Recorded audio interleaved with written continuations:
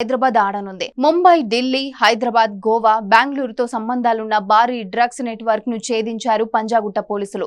అయితే గోవా నుంచి నగరానికి డ్రగ్స్ సరఫరా చేస్తున్న ముంబైకి చెందిన రోమి, పాలస్తీనాకి చెందిన సయీద్లను పంజాగుట్ట పోలీసులు అరెస్ట్ చేశారు. అయితే 4.75 గ్రాముల గంజాయి మాత్రమే కాకుండా 5.18 గ్రాముల MDMA 109 గ్రాముల గంజాయిను స్వాధీనం చేసుకున్నారు. అయితే ఈ లింకులో ప్రధాన పాత్రదారుతో పాటు దేశంలో అక్రమంగా ఉంటూ హైదరాబాద్లో మత్తు పదార్థాలు విక్రయిస్తున్న పాలస్తీనా వాసిని అరెస్టు చేశారు.